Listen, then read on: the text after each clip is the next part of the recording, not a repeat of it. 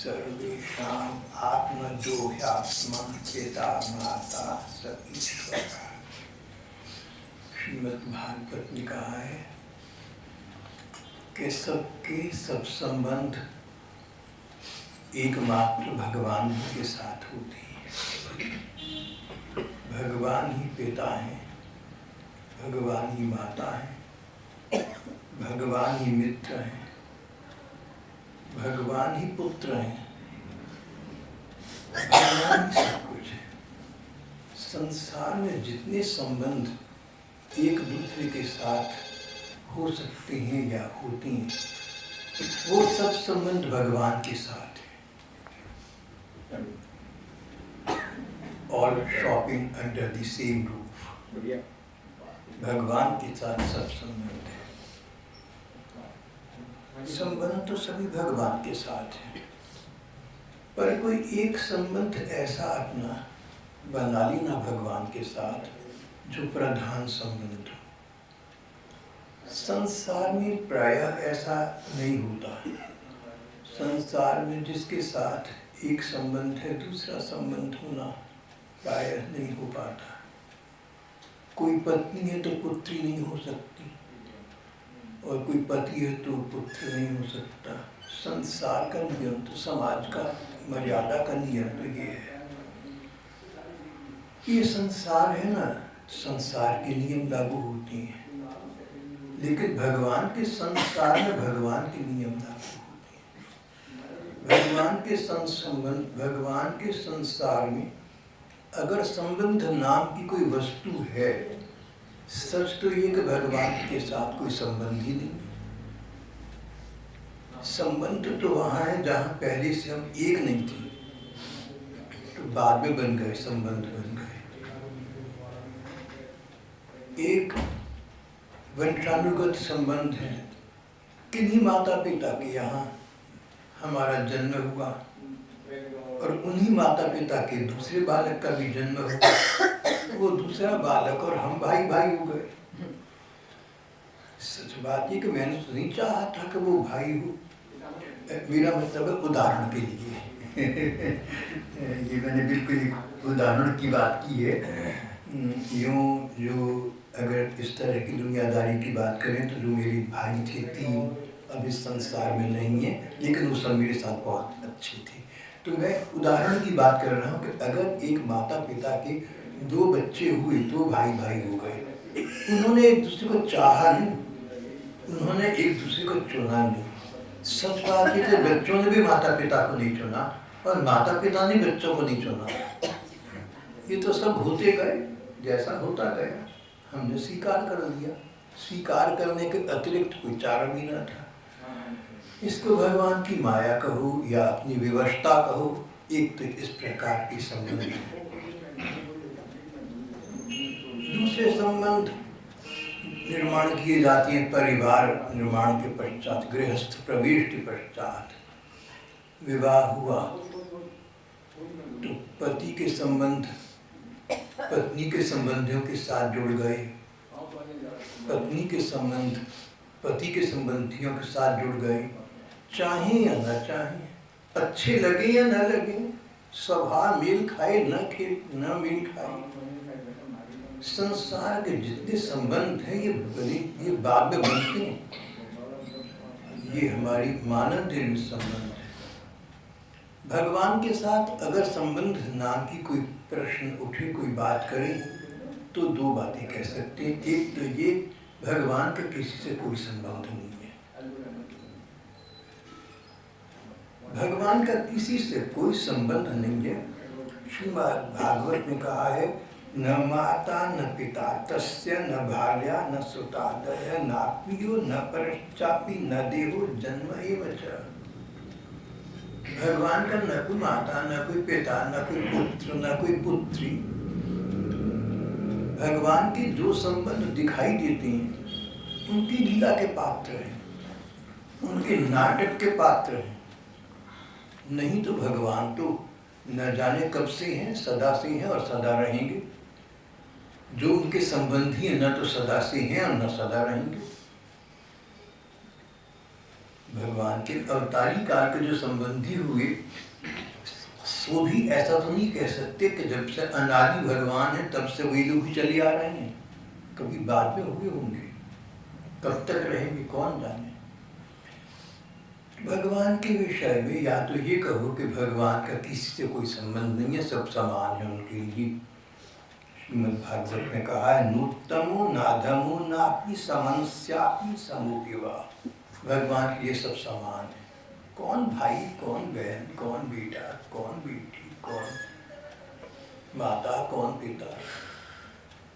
भगवान के साथ संबंध एक तरीके कोई कुछ भी नहीं। और दूसरा ये प्रकारांतर से दूसरा अर्थ निकला, शब्दांतर से इसका दूसरा भाग ये हुआ कि सभी संबंध भगवान के साथ। ये बात भी यहाँ कह दी गई, सर्वेषां आत्मजो ह्यात्मा पिता माता स ईश्वरः। ग्रंथ पढ़ने का, अधिक अध्ययन करने का जहाँ लाभ बहुत है वहाँ हानि भी है। कई बार हमारे में इतनी बुद्धि नहीं हो सकती, इतनी बुद्धि नहीं होती कि ग्रंथों की गहराई को हम समझ सकें। और हमें ऐसा लगता है कि दो बातें एक ही ग्रंथ में अलग अलग विरोधात्मक कह दी गई। यही श्रीमद् भागवत के 10वें स्कंद के 46वें अध्याय की मैं आपसे बात कर रहा हूँ। एक स्थान पर के न पिता न माता तस्य न भार्या न सुतादय, उनका कोई भी नहीं। और चौथी पंक्ति में कहा गया है, सर्वेषां आत्मजो ह्यात्मा पिता माता स ईश्वरः। माता पिता सब कुछ भगवान ही है, सारे संबंध उनके साथ। दो बातें विरोधी कही गई हैं, पे गहराई से देखने पर पता लगेगा दोनों का अर्थ एक ही है। सारा संसार मेरा परिवार है अगर मैं ये कहूँ तो, या मैं कहूँ भैया मेरा अपना कोई परिवार नहीं है, एक ही मतलब। सारा संसार मेरा परिवार है यानी मेरा अपना कोई परिवार नहीं है। मेरा कोई परिवार नहीं है यानी सारा संसार परिवार। बात तो एक ही है। खैर, हम ये बात कर रहे हैं कि भगवान के साथ हमें अपनी आसानी के लिए, अपने हित में, अपनी बुद्धि के अनुसार, अपने लिए भगवान के साथ कोई संबंध जोड़ना चाहिए। संसार में किसी व्यक्ति के साथ तुम्हारा संबंध स्पष्ट हो तो तुम्हारे और उस व्यक्ति के कर्तव्य और अधिकार सुस्पष्ट हो जाते हैं। अनजान व्यक्ति के साथ न तुम्हारा कोई कर्तव्य बनता है, न कोई अधिकार, न दूसरे का कोई कर्तव्य या तुम्हारे प्रति अधिकार बनता है। संबंध निर्माण से दो व्यक्तियों के बीच कर्तव्य और अधिकार का विवेचन हो जाता है। मानव संपर्क के लिए बड़ा आवश्यक है। तो अपने हित में, अपनी आसानी के लिए भगवान के साथ कोई संबंध जोड़ लेना चाहिए। हम धर्म ग्रंथों का अध्ययन करें, किसी भी धर्म के ग्रंथ का अध्ययन करें, वेद, उपनिषद, पुराण, गीता, भागवत, महाभारत इत्यादि धर्म ग्रंथों का अध्ययन करें। सब धर्मों का, सब ग्रंथों का अध्ययन किया, लेकिन भगवान के साथ नाता निर्माण न कर सके, भगवान के साथ कोई स्पष्ट संबंध नहीं बनाया, तो सारा अध्ययन मानो व्यर्थ चला गया।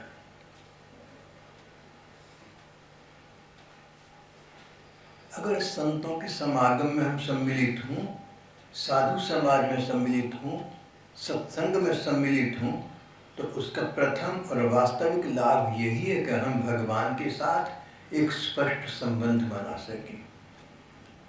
लगभग 2 सप्ताह पूर्व मैंने भाई बहनों से यहाँ कहा था कि आप अपने मन में समझिए, सोचिए कि भगवान के साथ आपका क्या संबंध है। जो संबंध आप भगवान के साथ बनाएंगे, आप उसको निभाएं तो आपके बनाए गए संबंध को भगवान भी निभाएंगे। भगवान का स्वभाव है, उनके साथ जो व्यक्ति जो संबंध बनाता है, भगवान उस संबंध को निभाते हैं। भगवान के साथ संबंध निर्माण करना।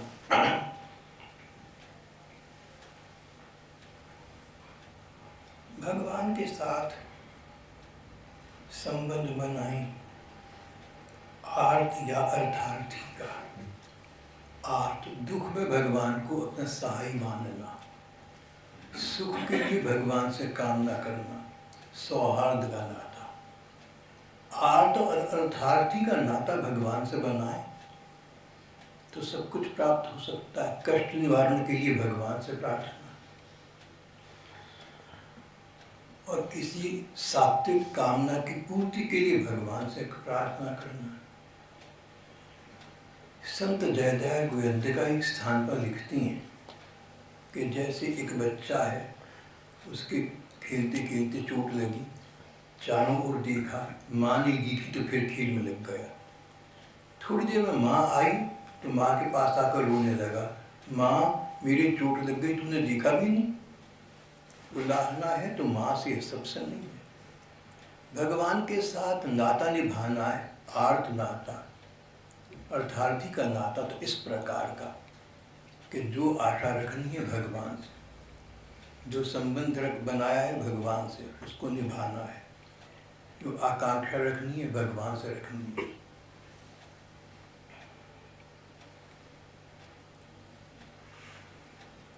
एक बच्चा खेल में लगा हुआ है, माँ बुलाती है कलीबा करने के लिए, आता नहीं। माँ बार बार बुलाती है, नहीं आता। कोई खिलौने बेचने वाला आया, किसी खिलौने पर दिल करा के खरीदूं। भागा हुआ माँ के पास आया, गोदी में बैठकर माँ की मिन्नतें करने लगा। जहाँ माँ से पैसे मिले फिर भाग गया। माँ बुरा नहीं मानती, माँ को तो बच्चे की सारी बातें अच्छी लगती। भगवान परम माता है। अगर हम अपनी कामना पूर्ति के लिए या कष्ट निवारण के लिए भगवान से प्रार्थना करते हैं, मन में सच्चाई होने पर भगवान उसको सहर्ष स्वीकारते हैं। भगवान ये नहीं कहते संसार के लोगों की तरह के देखो कितना स्वार्थी आदमी, अपना काम था तो भागा चला आया और नहीं तो पूछता भी नहीं। भगवान तो उल्टा सोचते हैं माँ की भांति, अरे बच्चे को जब विरोध माँ के पास ही आएगा और कहाँ जाएगा। भगवान के साथ अपना कोई नाता इस प्रकार बना लेना जिससे तुम्हारा मन भगवान का स्मरण करे, तुम्हारा मन भगवान का चिंतन करे, तुम्हारा मन बार बार भगवान में जाए।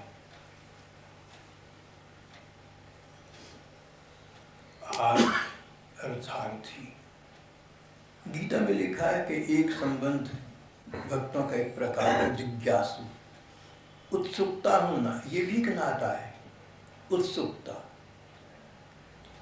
जिज्ञासा, इंक्विजिटिवनेस, क्यूरियोसिटी। पूर्व काल की बात है, अत्रि नाम के एक ऋषि थे। उन्होंने तपस्या की, घोर तपस्या की, और तपस्या करने का लक्ष्य ये था कि परमात्मा का उन्हें साक्षात्कार प्राप्त हो। उनके सामने ब्रह्मा विष्णु महेश त्रिदेव आ गए। बोले, ऋषि हम तुमसे प्रसन्न हैं, जो चाहो सो वर मांगो। ऋषि बोले, वर तो बाद में मांगूंगा, पहले ये बताइए कि मैंने कहा था जो परमात्मा है, जो भी सर्वशक्तिमान ब्रह्म है, वो मुझे दर्शन दें। आप में से कौन सा परमात्मा है? देखिए, भगवान को कभी कभी ना अपना क्या कहलाता है आइडेंटिटी कार्ड दिखाना पड़ता है। ब्रह्मा विष्णु महेश सामने हैं और अत्रि ऋषि पूछते हैं, आप में से परमात्मा कौन थे? मैंने परमात्मा को बुलाया था। तब त्रिदेवों ने बात समझाई कि हम तीनों ही मिलकर परमात्मा हैं। परमात्मा की तीनों रूप है, परमात्मा तो निराकार है। अपने अनेक प्रकार के कार्यों के संचालन के लिए परमात्मा अनेक धारण कर सकती हैं, अनेक रूप आए। भगवान चाहे तो करोड़ों रूप धारण कर दें। और सच बात ये कि संसार में जितनी वस्तु और व्यक्ति हैं सभी भगवान के रूप हैं। अंश कहीं कम कहीं अधिक है तो सभी भगवान के। भाव ये कि जिज्ञासा से भी भगवान प्राप्त हो सकती है। ये एक संबंध है, जिज्ञासा, उत्सुकता, इंक्विजिटिवनेस, जो अत्रि ऋषि को थी। हरिश्चंद्र अस्थाना ने कल्याण के एक लेख में इसी प्रकार का एक उल्लेख प्रकाशित किया है, जहां उनके एक सहयोगी मित्र ने उत्सुकता के द्वारा, नास्तिक व्यक्ति था पर उत्सुकता थी कि परमात्म तत्व है नहीं है, क्या है, कैसे है, और इस उत्सुकता के द्वारा भगवत साक्षात्कार प्राप्त कर लिया। ये घटना पुरानी नहीं है। हरिश्चंद्र अस्थाना का वो लेख यहाँ हमारी सत्संग में उसका पहले पाठ हो चुका है। फिर भगवान के साथ और भी संबंध हम बना सकते हैं। आज से 500 वर्ष पहले वल्लभाचार्य नाम की उच्च कोटि के भगवत भक्त महाप्रभु कहलाए हुए वल्लभाचार्य ने श्रीनाथ जी की सेवा रखी हुई थी। श्रीनाथ जी यानी बाल गोपाल, 5 वर्ष के श्री कृष्ण की श्री मूर्ति। आजकल श्रीनाथ जी की वह श्री मूर्ति राजस्थान में स्थापित है, नाथ द्वारा में है। तो वल्लभाचार्य श्रीनाथ जी की सेवा पूजा करते थे। उनके साथ अनेक भक्त थे। 500 वर्ष पुरानी बातें हैं। भक्त बड़े सच्चे अच्छे हुआ करते थे। उनका रसोइया भी बड़ा सच्चा भक्त था। यहाँ तक कि श्रीनाथ जी कई बार प्रकट होकर रसोइये के सामने आकर कोई बात कह दिया करते थे। एक बार वल्लभ ने कहा, रसोइये से कहा कि भैया तू अमुक वस्तु बना ली। मान लो उन्होंने कहा कि तू मूंग की दाल बना ली, मुझे याद नहीं है लेकिन उदाहरण के लिए उन्होंने एक खाद्य निर्माण के लिए कहा तू मूंग की दाल बना ली, लेकिन जब समय आया तो उसने उड़द की दाल बना दी। आचार्य को आश्चर्य हुआ, भैया तू तो मेरा कहा मानता है, आज तूने उल्टा काम कैसे कर दिया। मैंने मूंग कहा, तूने उड़द बना दी। संकोच में पढ़कर रसोइये ने कहा, आचार्य क्या कहूँ, आपके श्रीनाथ जी ने मुझे स्वयं प्रकट होकर आज्ञा दी कि मूंग नहीं मैं उड़द खाऊंगा। अब मजे की बात यहाँ ये है, क्लिक पॉइंट। आचार्य क्रुद्ध हुए, आचार्य को गुस्सा आया, बोले श्रीनाथ जी भी बालक है 5 वर्ष के, इनको क्या अकल है कि बच्चे को क्या करना चाहिए क्या नहीं, जो हमने कहा है आगे से वही बनाओ। आप देखिए संबंध की बात है। वल्लभाचार्य भगवान को बेटा मानते थे। जैसे आप में से कोई माता पिता हो 5 वर्ष के बच्चे के कहे अनुसार खाना रसोइया बना दी तो आप कहेंगे इसके स्वास्थ्य के ठीक नहीं, तो हमने कहा वो करो। भगवान के साथ कुछ संबंध बनाओ तो संबंध को भगवान भी निभाएंगे।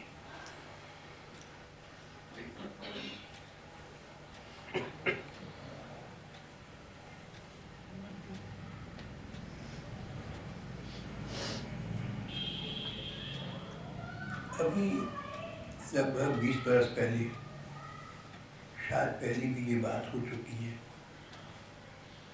अम्बाले की एक माजी के इकलौते लड़के का देहांत हो गया था।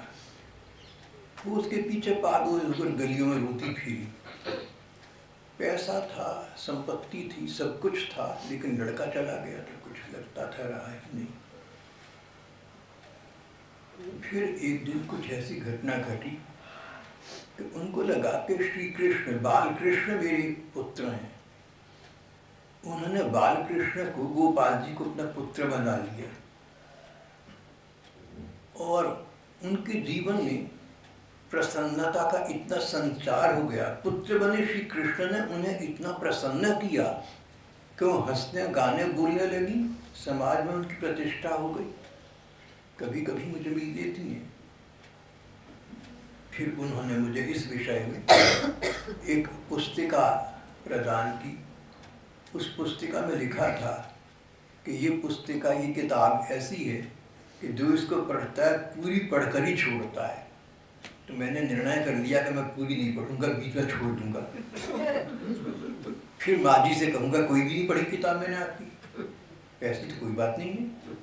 मेरा बड़ा दिमाग ऐसे ही पता नहीं क्यों भोंडा दिमाग बना, भगवान ने बताया। लेकिन सच बात यह है कि जब मैंने वो पन्ने पढ़े तो पूरी किताब पढ़ गया, सारा काम छोड़कर। उनकी बात ठीक निकली। प्रकाशक के लेखक ने जो कहा था सच कहा था। वो पुस्तिका उसका विषय यही जो मैंने आपसे बताया है, किस प्रकार पुत्र वियोग के पश्चात भगवान को पुत्र बना लेने पर उनके जीवन में सुख और आह्लाद का युग आरंभ हो गया। मैंने ये घटना आपको इसलिए बताई कि हमारे अपने युग की है, इस 20वीं शताब्दी के हमारे जीवन की काल की है, और वो महिला भगवान की कृपा से भी जीवित है। अब वल्लभाचार्य की बात 500 वर्ष पुरानी है। कोई कहे जी 500 वर्ष किसने देखी है? अरे 500 नहीं देखे, 50 तो देखे, 25 तो देखे भाई।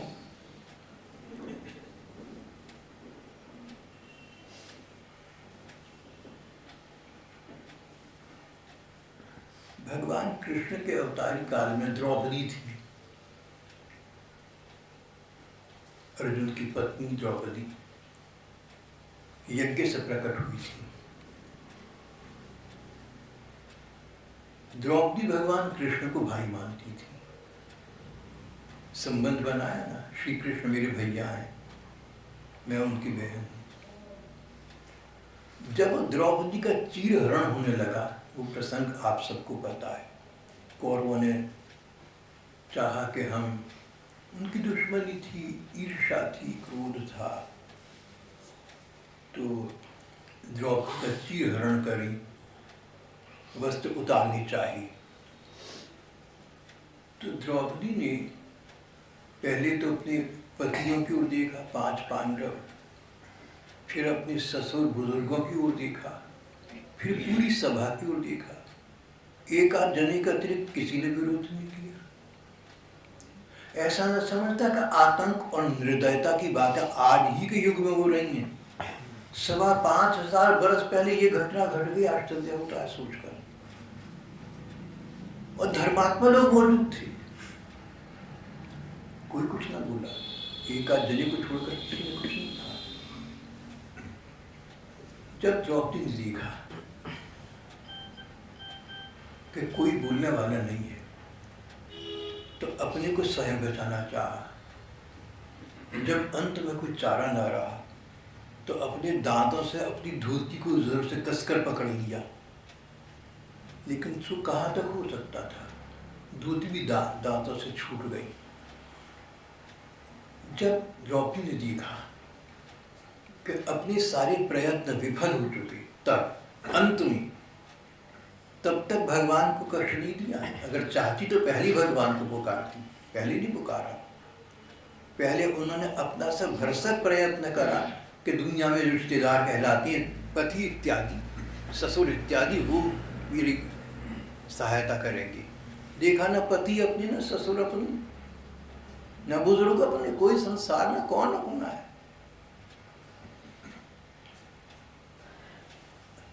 जब देखा अपना शरीर, अपने दांत भी काम नहीं कर पा रहे, तो अंत में भगवान को पुकारा। द्रौपदी ने भगवान कृष्ण को पुकारा। भगवान कृष्ण द्वारका थे, यहाँ से बहुत दूर थे। भगवान कृष्ण को पुकारा। भगवान कृष्ण स्वयं नहीं आए, उस चीर के रूप में, उस वस्त्र के रूप में भगवान मानो परिणत हो गए। वो वस्त्र इतना लंबा हो गया जैसे हनुमान जी की पूंछ हो गई थी, खत्म ही ना हो गए। जैसे बहुत होते हैं डैफोडिल फ्लावर्स की देखी था पंक्ति, जैसे हनुमान जी की पूंछ लंका दहन के समय लंबी हो गई थी। द्रौपदी का चीर लंबा हो गया। खींचने वाला दुशासन तंग आकर, थककर, शर्मिंदा होकर हार मानकर बैठ गया। यहाँ पर मुख्य बातें दो हैं। पहली बात तो ये कि द्रौपदी ने सीधे भगवान को नहीं पुकारा, अपना से पहले प्रयत्न किया कि भगवान को बिना कष्ट दिए मैं इस कष्ट से अपने को निवृत्त कर सकूं। जब वो असंभव दिखा तो भगवान को पुकारा। दूसरी बात ये, भगवान को किन शब्दों में पुकारा, ये बात बड़ी कमाल की है। कौरवाणव निमग्नाम मां, कौरवों के दुष्टों के समुद्र में मैं डूबी जा रही हूँ। किम न जाना सी केशव कृष्ण, तुम जानते दिखता नहीं। जैसे बहनें भाई से बोलती हैं। आपके घर कोई अतिथि आ जाए और आपका छोटा भाई खड़ा है, वो खड़ा रहे, कुर्सी न लाए, आपने दिखता नहीं मेहमान आए कुर्सी कराओ। द्रौपदी ने श्री कृष्ण को डांट कर कहा, स्वयं आवश्यकताग्रस्त है, संसार में कोई सहायता नहीं कर सका, अपने को सहायता की आवश्यकता है, पर भाई पर इतना अधिकार है कि डांट कर कहती किम न जाना सी केशव, कृष्ण नहीं जानते तुम, अपने आप क्यों नहीं आते हो? अगर तुम स्वयं नहीं आती तो तुम्हारे में सांसारिक पतियों और ससुरों में, ससुर ही है भाई, चलो सासों में जो भी थे बुजुर्ग लोग, इनमें अंतर क्या रहा? जब तुम अंतर्यामी हो, तुम सर्वज्ञ हो, तुम्हें दिखना चाहिए था कि द्रौपदी कष्ट में तुम स्वयं आते। और भगवान चीर बन गए, अपने आने में भी समय विलंबित नहीं किया। भगवान ने इतनी प्रतीक्षा भी नहीं की, इतना समय भी नहीं लगाया कि द्वारका से यहाँ पर आए। भगवान स्वयं चीर के रूप में मानो परिणत हो गए, या चीर को लंबा उन्होंने कर दिया अपनी लीला से, अपनी माया से।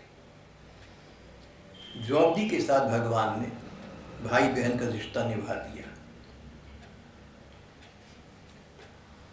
ऐसा नहीं हुआ भाई साहब, ऐसा था भगवान तो वहीं थे, वो कोई सर्वव्यापक वहीं थे। ये बात द्रौपदी ने बाद में पूछा भी कि भाई आप क्यों इतनी आपने देर लगाई, तो भगवान तो फिर नाटक करते ही हैं। भगवान ने कहा कि मैं तो, आपने कहा ना द्वारका वासिन, तो पहले मैं द्वारका गया और फिर आया, इसलिए मेरी देर हो गई। मतलब भगवान ने इस तरह से, वाली बात हम बाद में करेंगे, हम मुख्य प्रसंग पर आते हैं।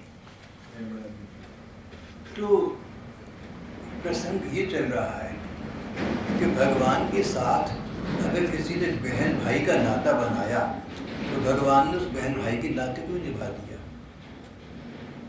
एक हमारी अपनी यही सत्संगी बहन है छोटी, तो वो अच्छी लड़की है, यहीं की बहन बच्ची है, कहती है मैं भगवान कृष्ण को भाई मानती हूँ। पता नहीं उसे अकल है नहीं है, भगवान जाने, मुझे तो पता नहीं। लड़की अच्छी प्यारी सी है, कहती है मैं भाई साहब भगवान कृष्ण को भाई मानती हूँ। चलो बहुत अच्छी बात है। तो मैंने देखा कि जब उसने कोई काम करने होती हैं तो अपने भाई से कह देती है और तुरंत या अंततः काम हो भी जाती हैं, और अब कहीं अच्छी जगह लग भी गई है। तो भगवान नाता निभाते हैं, ये यहाँ पर प्रसंग चल रहा है। अगर उस बच्ची की सद्बुद्धि आगे भी बनी रहे तो भगवान आगे भी नाता निभाएंगे। भगवान के साथ कोई संबंध अपना ऐसा बना लो जो संबंध बनाकर तुम निभा सको।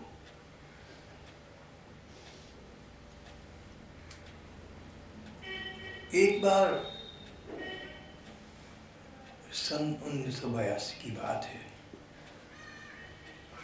एक बहुत बड़े कलाकार हमारे यहाँ विराज रहे थे, बहुत बढ़िया व्यक्ति हैं।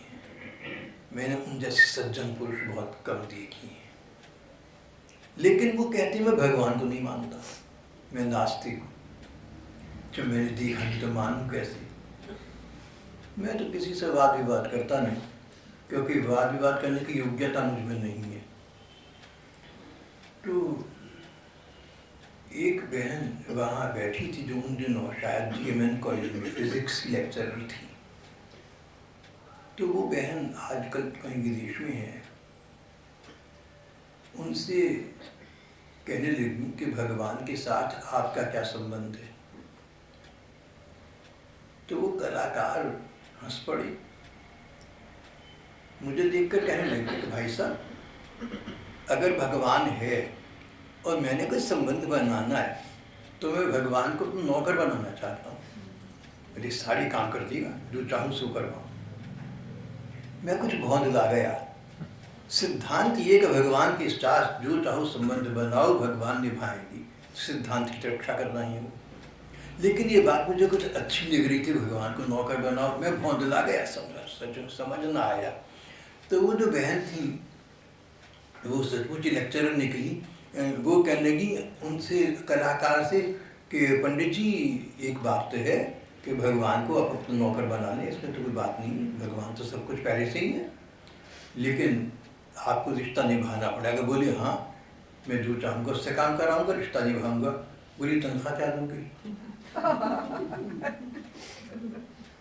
वो जो कलाकार थे, महान थे, उनका इतना समूह निकला है छोटा सा। मैं वहाँ था, मेरे सामने ही ये बात हो रही थी। कहने की नाता निभाने का मतलब मालिक नौकर को तनख्वाह देता है ना, क्या तनख्वाह दो गया भगवान को। निरुत्तर हो गए। बाद में मुझसे कहने लगे कि भाई साहब, हम उस बहन की बात का उत्तर तो नहीं दे सके, लेकिन आप बताइए कि अगर कोई भगवान को नौकर बना ले और जो भगवान तनख्वाह चाहे वो देने की क्षमता रखता हो, तो नौकर भगवान को बनाने में क्या बुराई है। मान लीजिए कि एक व्यक्ति भगवान को नौकर बनाता है, जो भगवान तनख्वाह चाहे वो दे सकता है, तो उसको नौकर बनाने में क्या हर्ज है। मैंने कोई गलती नहीं। हाँ, अपनी मूर्खता है। भगवान तो सब कुछ पहले ही है। कौन सा दादा ऐसा है जो पोते का नौकर नहीं। आज का तो पता नहीं, लेकिन पुराने जमाने में जब जिस दादा को देखो घोड़ा बना हुआ है और पोता उसकी सवारी चट्टी खा रहा है।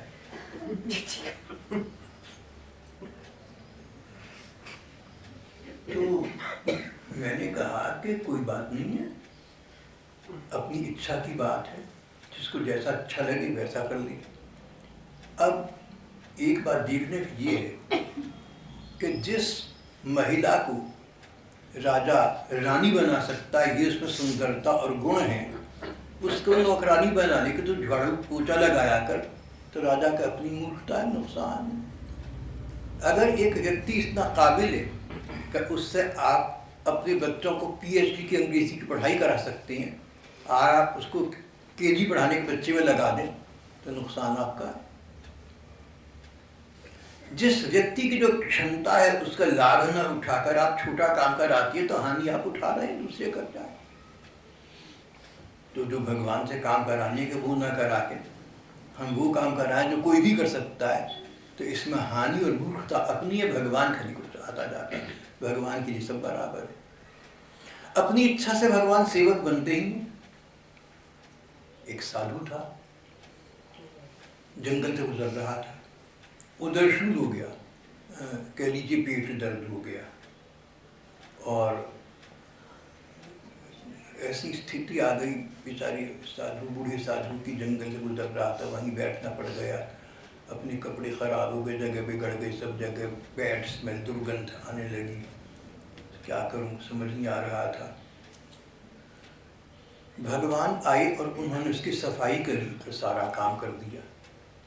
जब वो व्यक्ति, जब वो साधु होश में आया, देखा भगवान है, बोला भगवान आपकी क्या लीला है, आप चाहते किसी को भेज देते मेरा काम करने के लिए, इतने गंदे काम मेरे आपने करे, मुझे तो बहुत दुख पहुंच रहा है, इससे तो आप न कर दी। भगवान बोली साधु भैया ऐसी बातें मत करो, मैं तुम्हारा सब कुछ हूँ। माँ नहीं बच्चे के काम करती, छोटे छोटे बच्चों की माएँ भी तो काम करती हैं, मैं क्या संसारिक माँ से कम हूँ।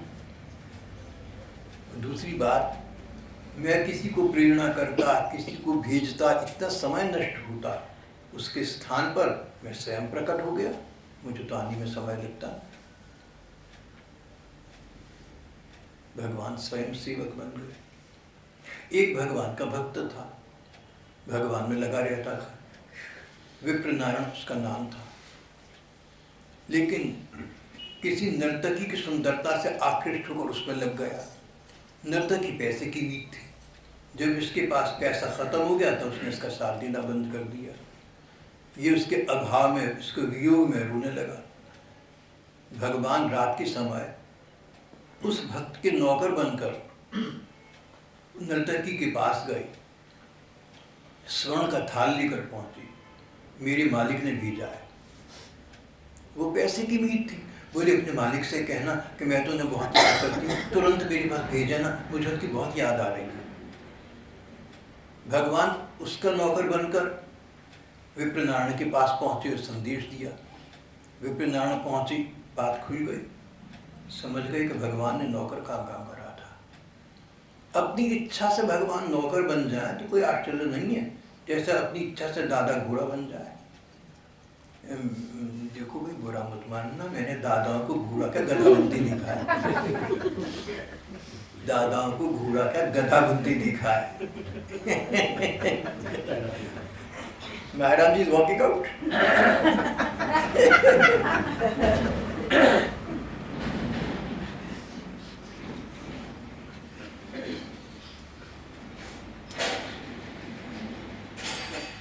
भगवान कृष्ण ने अर्जुन से कहा, अर्जुन तुम मेरे से पूछते रहते हो कि गोपियों की चर्चा मैं बहुत करता हूँ, गोपिकाओं के साथ ऐसा मेरा क्या संबंध है।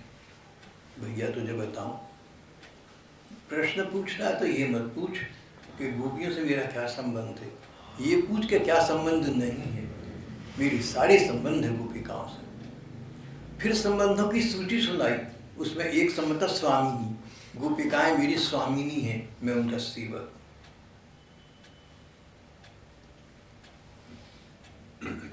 राम जी और लक्ष्मण जी मित्रों की तरह रहते थे, वनवास में इकट्ठे रहे थे, अंतरंग हो गए थे। एक बार सीता जी की चर्चा करते हुए राम जी ने लक्ष्मण से कहा, लक्ष्मण तुझे बताऊं, सीता ना मेरी स्वामिनी भी है, मेरी सेविका है, सो तो तू जानता है, मेरी सेवा करती है, पर मैं उसको स्वामिनी भी मानता हूँ। राम जी ने सीता जी के साथ संबंध की सूची बनाई, उसमें केवल पति पत्नी है ऐसा नहीं कहा, अनेक संबंध बनाए। एक संबंध था मेरी स्वामिनी है सीता। भगवान के साथ कोई एक संबंध बना लो, बाकी सब संबंध भी अपने आप बन जाएंगे। हाँ, एक संबंध प्रधान होगा, एक संबंध विशेष को प्रधानता दो, उसके अनुपात में अन्य संबंध जैसा जब समय होगा तब अपने आप बनती जाएंगे। कदाचित मैंने आपको ये बात बताई थी, इस शरीर के जन्मदाता जो थे पिता हमारे, वो अद्भुत व्यक्ति थे। कुछ अंग्रेजियत भी उनकी तबीयत में थी और हिंदू तो बड़े पक्के थे ही। सुबह 4 बजे, सर्दी गर्मी, 4 बजे चौकी पर बैठे साथ संकीर्तन शुरू कर दिया, हरि हर ये नमः, कृष्ण यादवाय नमः। और अंग्रेजियत की बड़ी शौकीन थी, चलो जैसा भी था। तो हमारे अब्बाजान ये कहा करते थे, हमारे पिताजी, हम बच्चों से कहते थे कि तुम्हारी माँ के साथ मेरा क्या रिश्ता है तुम्हें पता है? तो हम बच्चे, हमने कहा जी हमारी माँ है और आप हमारे पिता हैं, तो आप दोनों का रिश्ता पति पत्नी का। बोले बेवकूफ़, तुम्हें कब अकल आएगी? अरे पति पत्नी तो दुनिया ने बना दिया हमें, लेकिन उसके बाद हमारा रिश्ता तब हुआ जो हमने खुद बनाया। तो हम बच्चे इकट्ठे हो जाते, बच्चे के थोड़े से नहीं थे, 7-8 थे। तो हम इकट्ठे होकर चारों घेर देते कि बाबूजी और क्या क्या रिश्ते हैं। कहते देखो तुम्हारी माँ जब मुझे खाना खिलाती है ना, तो ऐसे प्यार से खिलाती है जैसे माँ अपने बच्चे को, मुझे लगता है मैं इसका बच्चा हूँ, मेरी माँ है। जब एक व्यक्ति अपनी पत्नी को अपनी माँ कह सकता है, तो बाकी सारे संबंध उसने गिनवा दिए होंगे तो आप सोच ही सकते हैं। बोले तुम्हारी माँ के साथ मेरे सब संबंध हैं।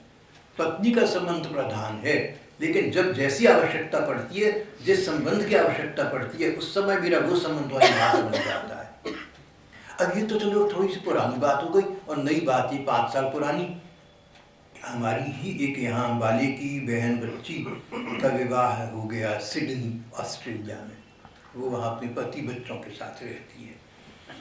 तो उसका अपने पिता से बहुत प्यार था। पिता का जब शरीर शांत हुआ, वो अम्बाला आ नहीं सकी और वहीं रही, तो रोने लगी कि मेरे पिताजी चले गए। तो उसके पति ने अपनी पत्नी को लिपटा लिया, बोला तू मेरी बेटी है, मैं तेरा पिता हूँ, रोना किस बात का है? कौन सा काम है तेरे पिताजी नहीं कर सकते थे, मैं नहीं करूँगा, बता मुझे। बच्चे देखते रह गए, 3 बच्चे, तीनों तमाशा देख रहे थे कि हमारे पिताजी हमारी माता जी को उसका पिता बनकर अपने से लिपटा रही हैं। कह रहे हैं कौन सा ऐसा काम है तेरे पिताजी का, तेरी डैडी का, जो मैं नहीं कर सकता। जहाँ जहाँ तेरी डैडी की किसी तुझे आगे याद आएगी, जरूरत पड़ेगी, मैं आऊँगा। जब उन्होंने मुझे ये बात बताई, मैंने दोनों को बहुत शाबाशी दी, तुम दोनों मेरे अनुरूप हो, तुमने मुझे ओबे किया है। और अपने पिताजी की बात याद आ गई, उन्होंने भी ऐसे ही कुछ कहा था। अब जितने यहाँ पर पति पत्नी सुन रहे हैं उनको चाहिए कि इस बात को, इस आज्ञा का या इस संदेश का पालन जैसी स्थिति उसके अनुसार ही करें।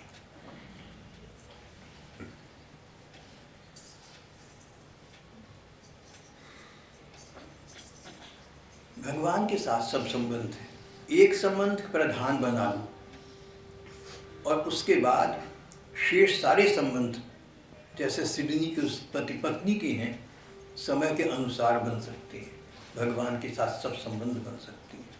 और सच बात तो ये कि सब संबंध भगवान के साथ हैं ही हैं, लेकिन हाँ एक प्रधान संबंध ऐसा बनाओ जिसके अनुरूप तुम उनके प्रति कर्तव्य का पालन करोगे और वो तुम्हारी से जो अधिकार मिलना चाहिए वो मांग सकेंगे, ले सकेंगे, ग्रहण कर सकेंगे।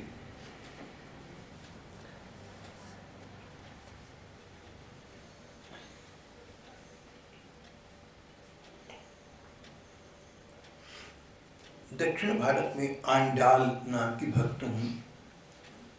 उन्होंने जब बच्चा थी छोटी सभी से भगवान कृष्ण को पति बना लिया था। घटना लंबी है, सारांश ये कि एक बार मंदिर के ठाकुर रंगनाथ थे जिनको वो अपना पति मानती थी, जैसे मीरा जी गिरधर नागर को मानती थी। पुजारी को भी स्वप्न हुआ, आंडाल के पिता को भी स्वप्न हुआ कि आंडाल के साथ हमारा रंगनाथ का विवाह होगा और सामाजिक वैदिक रिवाज के अनुसार आंडाल का भगवान रंगनाथ के साथ विवाह हो गया। हमारे उत्तरी भारत में मीरा जी का उदाहरण तो सभी के सामने है। मीरा 7 वर्ष की बच्चा थी, श्री कृष्ण के प्रति उनका कांता भाव था, मेरे पति श्री कृष्ण हैं। कहती है माँ ने हंसी में कह दिया था कि तेरे पति तो गिरधर नागर है, तो उसने गिरधर नागर को पति मान लिया। पर कहने की बात थी, पुरानी संस्कारों की बात। मीरा जी की कहानी ये कि उनका विवाह हो गया, बहुत अच्छे राज परिवार में विवाह हुआ, भोजराज से विवाह हो गया। विवाह होते ही भोजराज ने देखा कि मेरी पत्नी मीरा ये तो गिरधर नागर की पत्नी है, श्री कृष्ण की है, इसका तो मेरे से कोई संबंध ही नहीं होगा। और कुछ दिनों के बाद पति ने कहा कि मीरा तुम ठाकुर जी में लगी रहो सो ठीक है, अगर तुम ठीक समझो तो मैं दूसरा विवाह करा लूं। मीरा जी ने बड़ी खुशी के साथ उनका दूसरा विवाह कर दिया। देखिए क्या आश्चर्य की बात है कि जिस व्यक्ति से मीरा का विवाह हुआ उस व्यक्ति के यानी अपने सांसारिक पति के प्रति मीरा जी ने कर्तव्य सब निभाए, लेकिन जब उन्होंने देखा कि गृहस्थ धर्म इसके बस का नहीं है और दूसरे विवाह की चर्चा की तो मीरा जी ने उनका किसी अन्य कन्या से दूसरा विवाह करा दिया। संयोग की बात है कि मीरा के पति का शरीर शांत जल्दी हो गया था। जब मीरा के पति का शरीर शांत हुआ उनको अच्छा नहीं लगा, क्योंकि पति के साथ जैसा भी था उनका सच्चे प्रेम का नाता था। वो चाहती थी वो दीर्घायु हो, वो स्वस्थ रहें, जब तक वो जीवित रहे पूरी सेवा की उनकी। हाँ दूसरा विवाह उनका करा दिया था उनकी प्रसन्नता के लिए, लेकिन जब पति का देहांत हो गया तो बोली चलो जो परम पति थे जिनकी छाया इन लौकिक पति में थी वो छाया मेरे पति परम पति में विलीन हो गए। परम पति तो श्री कृष्ण ही हैं। मीरा ने कहा मैं तो सदा सुहागन हूँ।